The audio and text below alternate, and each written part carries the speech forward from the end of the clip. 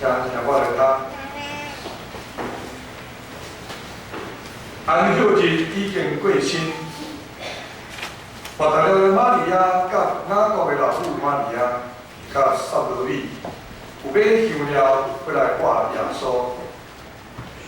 7日头一日清早，日拄啊出，因到旺。三角讲，治水啊，要替咱过迄块石离开亡魂啊。行路就看见迄块石已经破开，因为是真大块。入望看见一个少年人坐伫正前，穿白衫，就公影。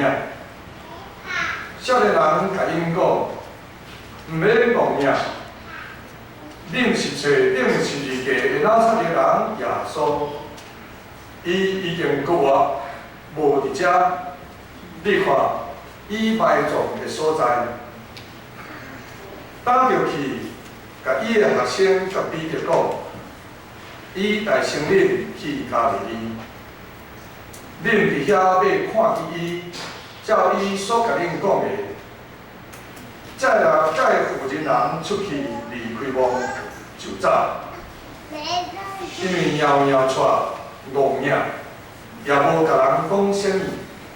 因为因真惊，今日是学堂，咱又要读变华语。马可福音16章第1节到第8节。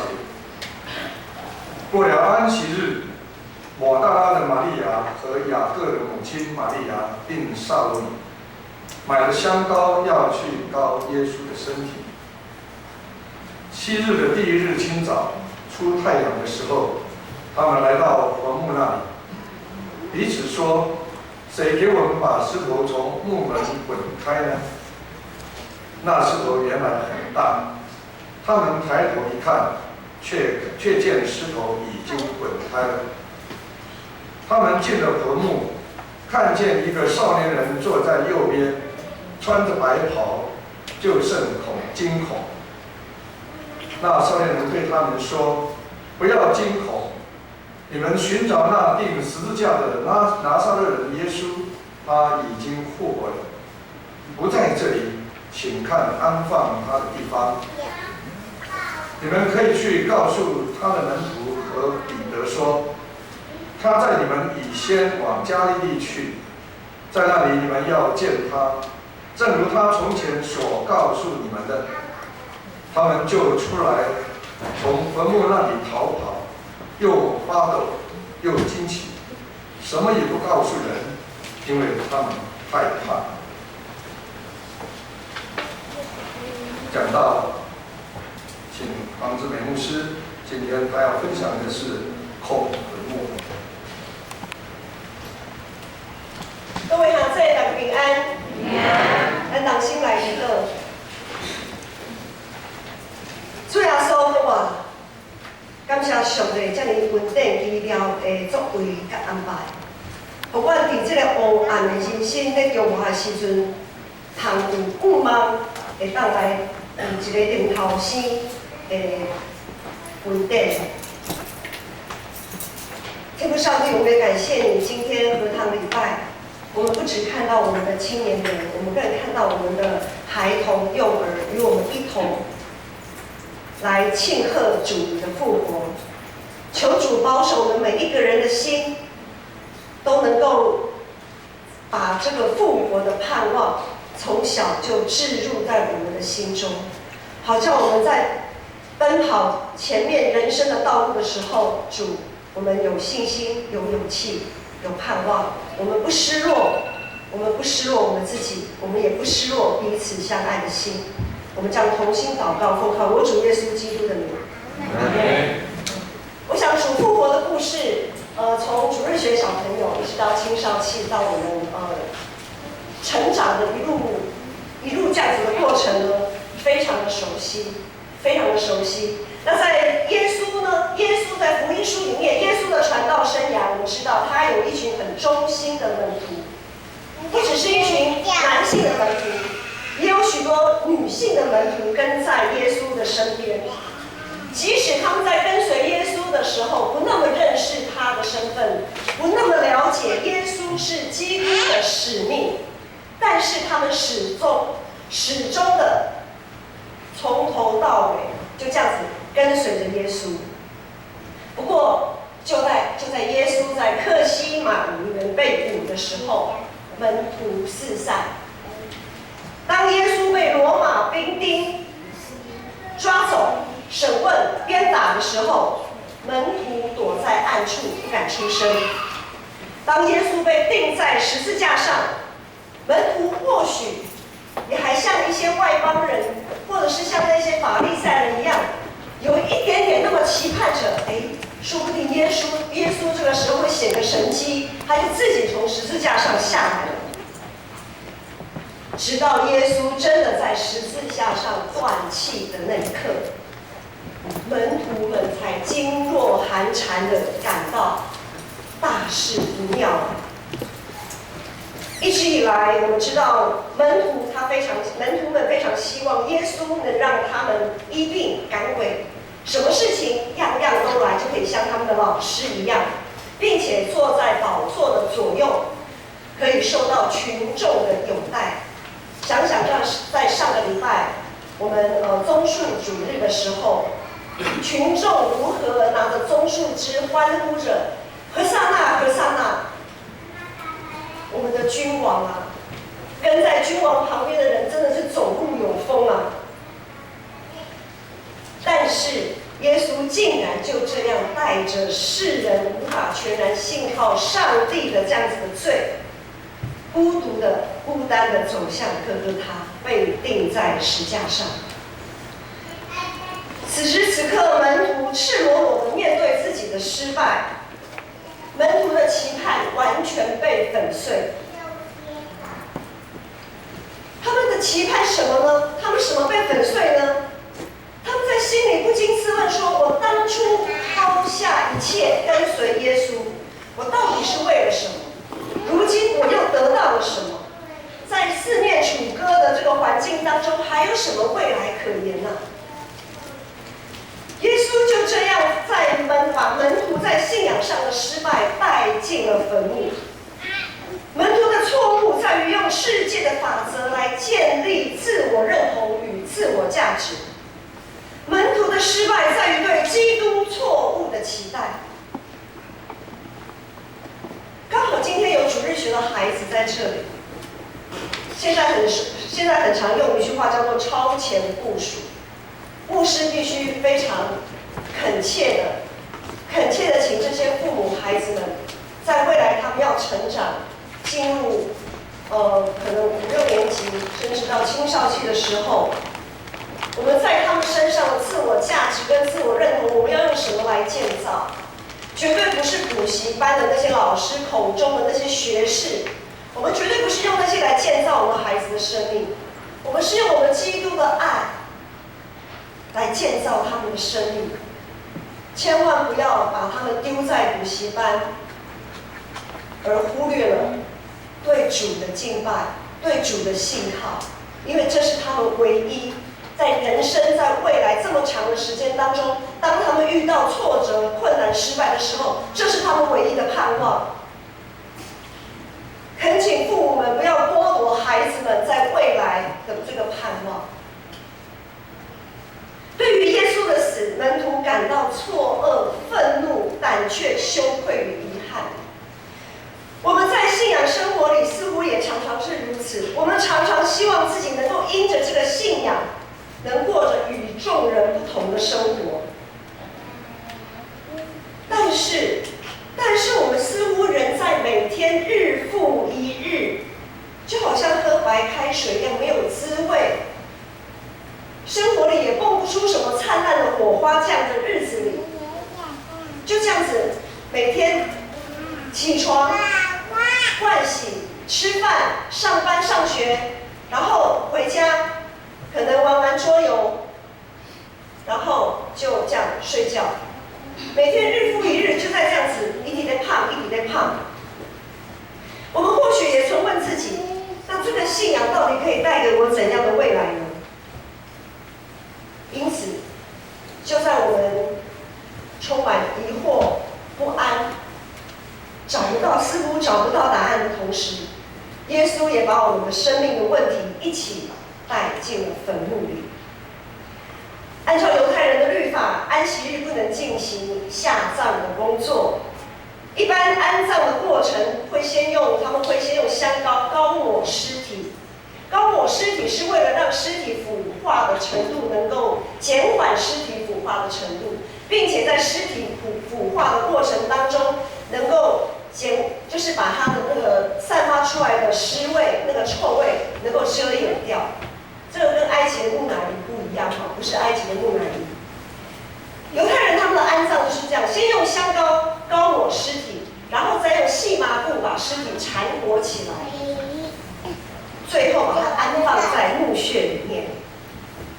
按照圣经的记载，耶稣是在礼拜五的下午3点断气，而犹太人的安息日是从礼拜五的晚上6点，大约6点的时候开始算，因为犹太人一天的时间，他们是从今天的晚上到隔天的晚上，他们这样子是算一天的，所以他们的安息日在周五的日落约略6点的时候就开始，也就是说，从耶稣断气下午3点断气到6点这段时间只有3个钟头的时间可以安葬。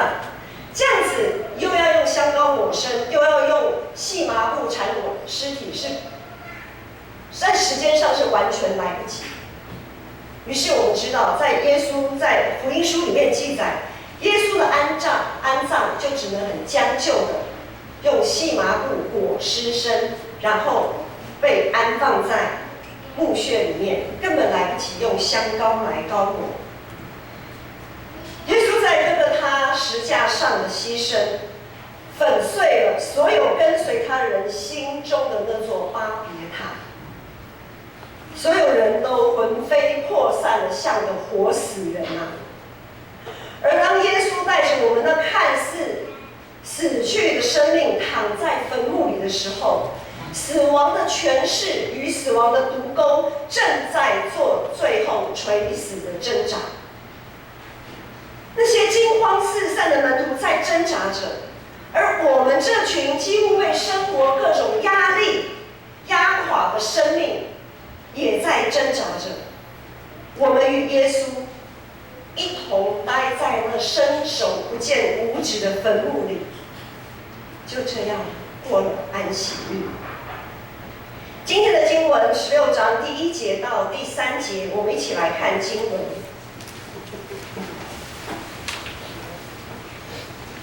16章第1节说，过了安息日，抹大拉的玛利亚和雅各的母亲玛利亚并萨罗米买了香膏，要去膏耶稣的身体。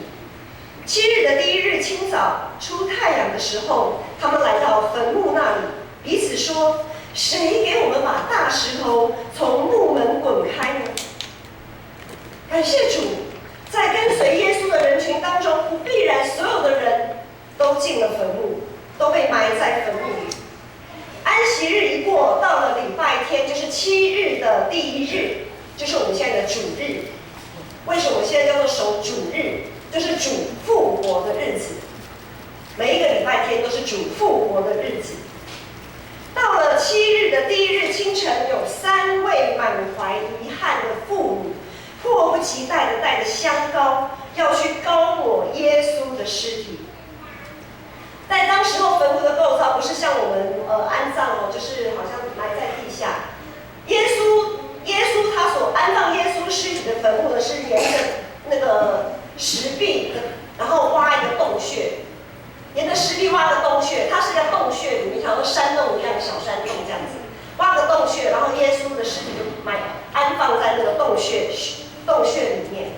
那在这个洞口呢，有一个洞口底下有一条沟槽，然后旁边有一个很大的圆形的石块，就滚到那个沟槽里面卡住，然后就把那个坟墓的门给封起来。问题来了，这么大的一个巨型原石，这个石块，一般而言要好几位壮汉才能够把它滚出来、滚开。3位位妇女，这3位妇女开始在担心了，她们一路上抱着香膏，因为耶稣还来不及用香膏抹身嘛，她们迫不及待的抱着他们的香膏要去坟墓里膏抹耶稣的尸体的时候，他们在路上在想着怎么办？那等一下那一块石头，谁来帮我们搬开啊？就凭我们3个人，根本没有办法把那个石头给它滚开啊！妇女们的担忧是那么的实际啊，非常的实际，但他们对耶稣的心意催逼他们继续向前。妇女们急切着拿着香膏，想要尽快的膏抹耶稣那似乎要开始发臭的尸体。这种事情其实对我们来说并不陌生。耶稣在肉身上的死，象征着我们世人的罪，象征着我们发臭、流脓、腐败的生命状态。我们对于过往所经历的一切，有些事我们真的不愿意去回想，有些事我们真的觉得悔不当初，早知如此何必当初？问题千金难买早知道。有些事我们就像上瘾一样，摆脱不了一些旧的行为模式或思想模式的纠缠，摆脱不了他人对我们既定印象，或者是我们对自己的自我否定。我们有许许多多不同的过去，我们试着把那些过去给埋葬，生怕这一切会散发出那个令人不堪的臭味。问题是我们是否有像这3位妇女这么迫切的要到耶稣那里？我们是不是像这3位妇女完全不计得失的奔向坟墓，向自己过去的遗憾飞奔而去？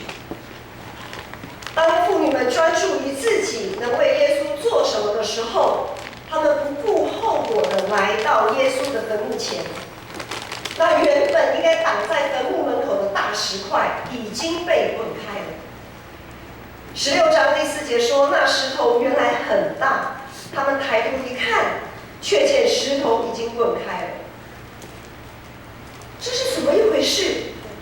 本来自己想要默默的把那一些不好的过去给埋葬掉，这下子全都摊开在阳光下了吗？全都隐藏不住了吗？我过去那些悔恨是这么赤裸裸的摊开跑出来了吗？既然头都已经洗下去了，总不能洗一半。妇女们就用谨慎的勇气，继续的往坟墓里再多走一步。突然，他们看见在坟墓里有一位少年人，穿着白袍的少年人。第5节说，他们进了坟墓，看见一个少年人坐在右边，穿着白袍，就甚惊恐。弟兄姐妹当然害怕，这个少年人哪里不好坐？他不能坐在坟墓外面吗？他一定要坐在坟墓里面吗？我想任何人这样子进到黑漆漆的坟墓里面，看到一个穿白衣服的人坐在那里，我看真的也是吓得魂飞魄散。人会被吓死，绝对是有原因的。那少年人就这样静静地待在黑漆漆的坟墓里。这位少年人是上帝差派的使者，然而他就好像是理所当然的必须要待在坟墓那样自在，他就这么自在的待在坟墓里。上帝的使者待在那没有人愿意接近的坟墓，待在那充满许多混沌黑暗的生命状态的坟墓里。我们那些不堪的过往，我们那许许多多还来不及用香膏遮掩，还来不及好好处理的那些遗憾，我们那些原本跟着耶稣被埋葬一切暗黑往事，都大辣辣的摊开在这位少年人的眼前。上帝的使者见证了坟墓里的幽暗，他见证了我们每一个人生命当中的黑暗，当然也见证了耶稣基督如何战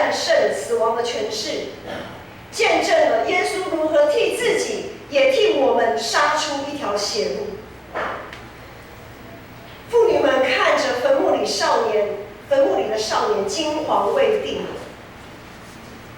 在他们惊惶未定的时候，就四下去打量、去看，他们去寻找耶稣。耶稣在哪里呀？怎么看不到耶稣的尸体呢？难道我们记错地方、走错坟墓了吗？我们是否也像这些妇人一样，常常在活人之处找死人呢？我们是否也常像他们一样，明明是已经过去的事，明明是已经被更新的生命，却总是会被过往的记忆纠缠，却总是会停留在十字架的痛苦当中，人停留在坟墓的悔恨里。我们对于在基督耶稣里的重生，对于生命的复活，总是会抱持着黑暗、怀疑的态度。我们每一个人的记忆非常的奇妙的一件事，就是不好的记忆会印象特别深刻，它会不断的跑出来，让我们去面对它。我们有没有像这些妇女这么迫切的走向耶稣，这么迫切的面对这些一直跑出来的一些生命的一些旧有的问题？我们是否也在耶稣基督里？当我们在耶稣基督里面对这些过往的问题的时候，我们是不是也相信这些问题已经在耶稣基督里被处理掉了？还是我们总是认为永远都没有办法改变，我永远都走不出来，我永远都没有办法重获新生啊？就在这个时刻，那在坟墓里做见证的少年人坚定地对他们说，也就是今天的第6节、第7节的经文，他说：不要惊恐，你们寻找那钉十字架的拿撒勒人耶稣，他已经复活了，不在这里，请看安放他的地方。你们可以去告诉他的门徒和彼得说，他在你们以先往加利利去，在那里你们要见他，正如他从前告诉你们的。是啊，耶稣已经复活了，我们也因此可以重获新生，我们可以得到重生。过去一切的悔恨、失败，都已经在耶稣基督里转换成一股新生命的力量。耶稣和门徒相约在加利利，加利利是耶稣遇见门徒、呼召门徒的起点。耶稣要门徒在面对十字架的挫折与绝望之后，回到他们的起点，重新回想耶稣的教导以及他所行的各种神迹，重新回想他们那些在耶稣基督里美好的经历与见证。弟兄姐妹，这一切告诉我们，即使一切好像都不断的被拉回到原点，即使一切好像不断的在原点打转，即使一切的环境看似没有什么改变，但我们的生命就像那些门徒啊，我们的生命就像那些门徒，在这个时刻已经变得不一样。第8节最后说，他们就出来从坟墓那里逃跑。这些妇人又发抖又惊奇，什么也不告诉人，因为他们觉得害怕。空坟墓带给我们的是惊慌害怕，还是充满盼望呢？当我们借着十字架上的爱，好好检视我们过去生命当中所累积的疮疤的时候，那些腐败的生命是否还留在我们的心里？感谢主，空坟墓确实见证了我们重获新生。我们的新生命有时候会像是落跑门徒，虽然有的时候我们的新生命还是会好像前进3步，后退2步，后退2步，像那些落跑的门徒，有时候也像这3位妇女，时而坚定，时而胆怯。但耶稣绝不会忘记与我们的约定，信实上帝的应许也绝不会落空。